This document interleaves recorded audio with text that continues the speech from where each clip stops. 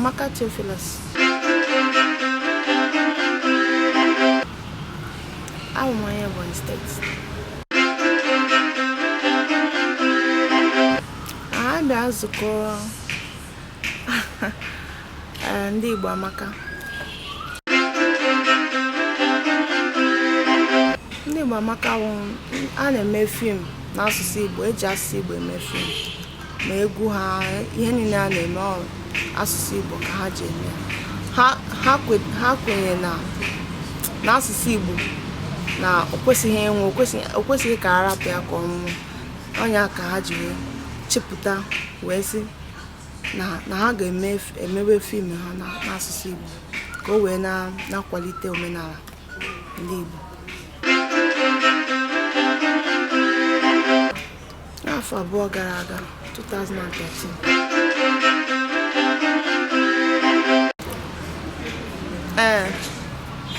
Kana fim ha nsogo mee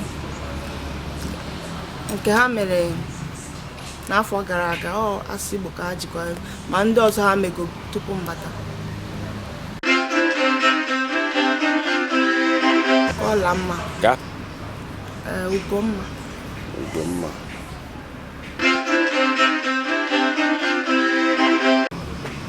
Ndụmọdụ nwere ike inye ha bụ ka ha jikọta aka ọnụ, maka na ị na-anya efu na ọtụtụ ndị mmadụ ndị bụkwa ndị Igbo ha maazi ka esi asụ Igbo, kachasị ndị bi na mba ọzọ, ndị na-ebiro n'ala Igbo, ndị na-eto ụmụazị amụchara ebe ahụ.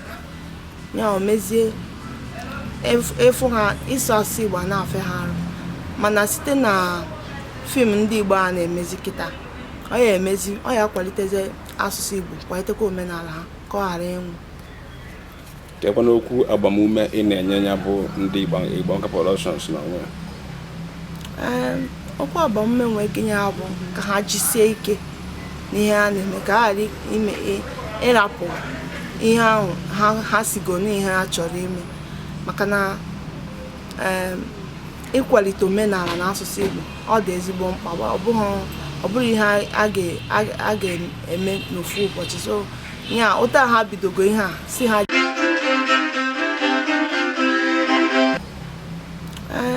okwu agbamume nwere ike inye ha bụ ka ha jisie ike n'ihe ha na-eme, ka ha ghara ịrapụ ihe ahụ ha sigo n'ihe ha chọrọ ime, maka na ịkwalite omenala na asụsụ Igbo ọ dị ezigbo mkpa. Ọ bụrụ ihe a ga-eme n'ofu ụbọchị. So ya ụta ha bidogo ihe a si ha jisie n'ike na-eme ihe a na-eme n'asụsụ Igbo ka o wee kwalite asụsụ na omenala Igbo. AMAKA THEOPHILUS.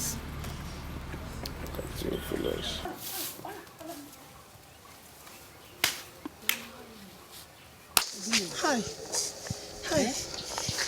Gịnị bụ ihe nke a Chimo? Hi. Ọla mma n'okwu. Ọla. Gịnị mere? Maka na ụzọ wuru ahụgo.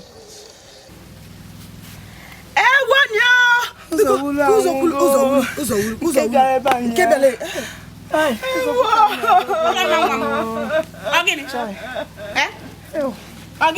Nne m ụzọ wuru ahụrụ gokwato, ụzọ wuru bịakwara ebe anya.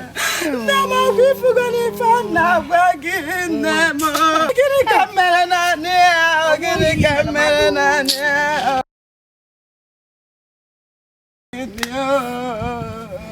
Ụzọ wuru ụzọ wuru